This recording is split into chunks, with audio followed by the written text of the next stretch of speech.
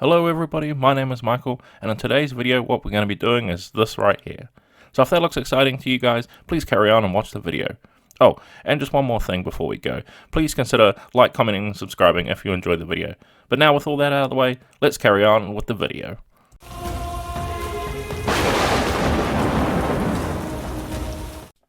Okay, so starting off here with our miniatures, just before we get started, I've just given everything a zenithal prime, which is just going over with a black, and then coming in with a light grey or a white spray prime just over the top from the highest angles, so we can get those highlights and we can see where they are when we start painting. So as you can see here, we're starting here with rakarth flesh for our unmade here, since I want them to have a very muted grey, sort of sickly skin tone here, and especially since we're going to be using a lot of skin tones on these models. And just to let you know too, I'm just picked out this model here because it's going to have a lot of the features that we're going to be using throughout the painting as we go along. But if we come to something that's slightly different on one of the other models, I'll switch to that model and I'll show you what I'm doing there as well, just so you're able to get a hold of it. And this model here has a lot of all the parts we're going to be painting over here, so I don't have to keep switching models all the time. And then once we've done that, we're going to come in now with a variety of flesh tones. You can see I've got a bunch there. I'll also be using a few more, so don't be afraid to use as many skin tones as you want, or even if you just want to use one skin tone. But I'm going to be using a whole bunch because the Unmade like to wear skin as clothing, so I want to make it that they've collected a bunch of skin from their fallen enemies to make their clothing. So that's why I've gone with a variety here. So I'm not going to worry too much about what ones to pick and where to place them. It's all up to you, and I'm just going to be, as you can see, placing them around the miniature randomly to make it look like there's a bunch of different skin all sewn together. Then once you have all those areas of skin painted up, we're going to come in now with some rhinox hide. And what we're going to do with our rhinox hide here is we're going to be painting a lot of the leather areas. So these Unmade, they have a lot of leather straps as well as leather footwear on them, and we're going to be using the rhinox hide because it's a nice dark color, so I want to have a good dark color in there as a nice base. So just going around and picking out all those areas where we can see those straps. Then once we have those straps and shoes picked out, we're going to come in now with some gunmetal, which is going to be used for all of our metallic regions here, except for the main face plate mask that they're wearing. I'm going to be avoiding that as well. That could be seen as metal. I'm not going to be painting up as metal at the moment. We're going to just be doing all the other areas. Now, they do have quite a lot of metal areas over the entirety of the model, so make sure you're paying attention. You're looking out for all those little spiky bits that are sort of placed all over the model, as well as a lot of other sort of metal decorations they have on them. So just be aware when you're going around the model that you spend a little bit extra time and just checking to make sure you got all those areas. Then once you have all that metal picked out, we're going to come in now with medium flesh. Now this here is going to be my sort of base uniform flesh. That's going to be the same spot on each of them. So I've just used here base flesh, as you can see, whatever flesh tone you want that you haven't really used on your clothing. So I've sort of avoided the clothing for this because I want this to be sort of like the decorative piece, or maybe even their original skin that they sort of peel off and they've made themselves into this very dark pale version of themselves. These are their more impressive ones, so I want to make all their masks all uniform across all of them, so you've got something that ties them all together with one bit there. And just switching over to one of the other models now, and all we're going to be doing is we're going to be using mahogany brown, and we're going to be painting up any of our stick weapons, any weapons that have any wood on them, basically. So I'm going to give this one a nice wooden handle.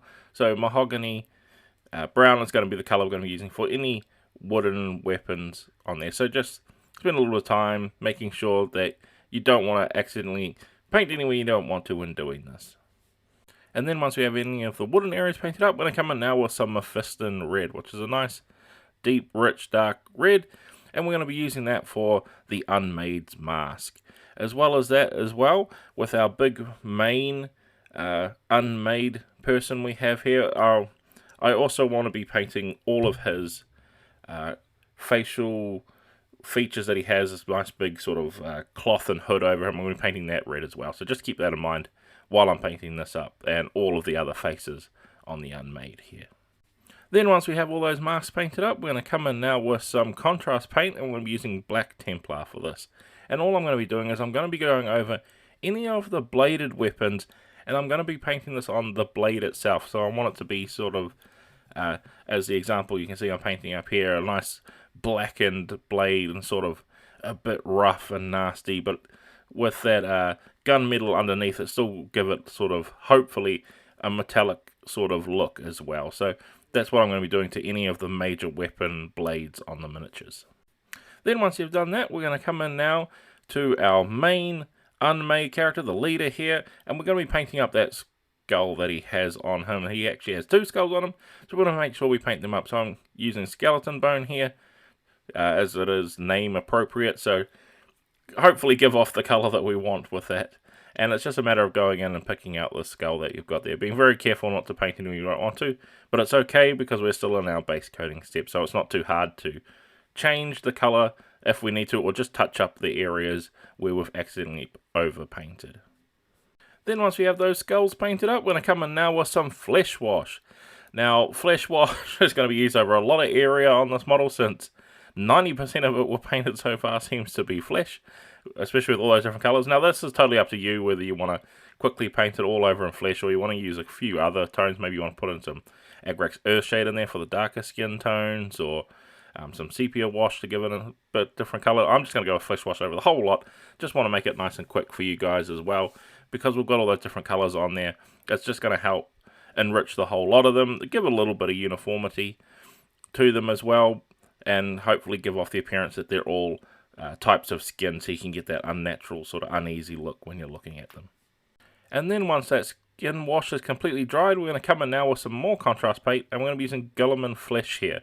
Now I'm not actually going to be using this for any of the flesh tones. I'm actually going to be applying this to the metallics themselves, because I did a little bit of a test before, and applying this over metallic sort of seems to give it a nice rusted, dirty effect over top of metallic. So I found that quite nice, and to make it look like these weapons are sort of old and rusted and beaten up and full of grime, guilliman flesh seems to be a good option for this. You may also want to use a brownish contrast paint, maybe a really light brown or a sepia type contrast paint, like the skeleton horde. So it's totally up to you here, but I really like the look of the the contrast paint, sorry, that I'm using here, giving it this sort of old tarnished look.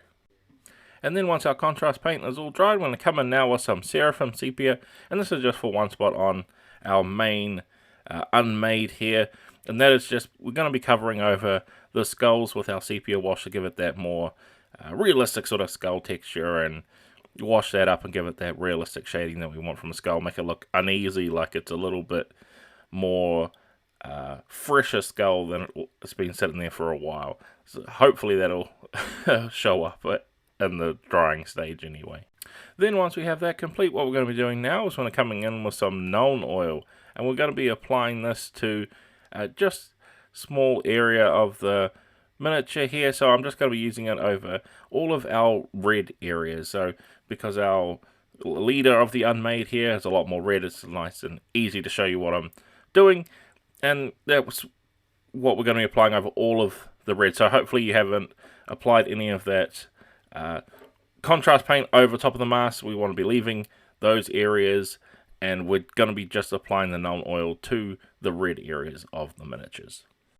Then once that wash is completely dry, we're going to come back in now with a rakarth flesh, and we're going to be just giving in some highlights here. So we want to be hitting those natural high points of the miniatures that are sort of naturally hitting the sun, as well as these models have got really great sculpted muscle detail, so we want to be picking out the tops of those muscles so we can really get those highlights in there and make it look like it's more coming to life and the sun is catching those areas to really help it pop out on the table. Then once we've highlighted that skin, what we're going to be doing now is coming back in with our mephiston red, and we want to be applying our highlights here as well to those nice raised areas. Now on the mask there's only a few little spots we want to be hitting, which is those high points, whereas on the leader of our Unmade here we've got a bit more area to cover. And as I'm doing these sort of like flags on the side of our Unmade here. I'm not going to be going the whole way down. I'm just trying to get those ones that would be naturally catching the lights and avoiding the bottom half where the shadow would be, to try to give off that more realistic effect of our highlight. And then once we've completed those highlights, what we're going to do now is we're going to be coming back in with Gunmetal, and we're just going to be using this for one spot over the miniatures here. Any miniature that has the blackened metal weapons that we've done with the blades, I'm just going to be coming in and just giving little quick strokes along those blades of the weapons, make it look like we've got a sharpened edge and it's been scratched and worn, but they keep the blades sharp. So hopefully that effect will come off, especially when we see those final pictures that they use these weapons all the time and they're nasty, but they keep them sharp, and this is going to really help highlight that the edges of these blades are super sharp. Then once we've done that, we've got one miniature here that is the Unmade is actually pulled off his mask, and you can see the face underneath. So I've just gone with the usual highlights here, but I'm going to be adding this blood effect underneath here because in most depictions of the Unmade here, that their skin is sort of like freshly peeled off all the time. They like to keep them peeled off and show this super uneasy thing. That's why they keep the mask on their face. So I'm going with that effect here to try and really give off that unsettling feeling.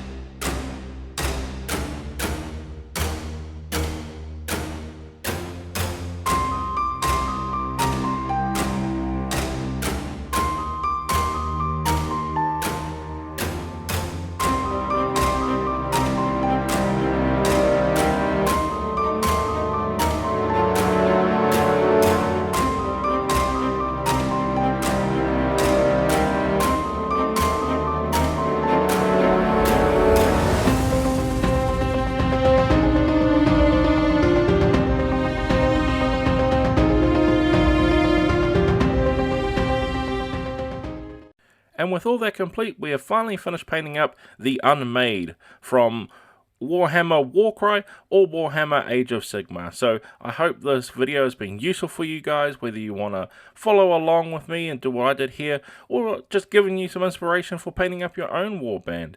But with all that, guys, I'd like to thank you all for watching, and I can't wait to see you all in the next video.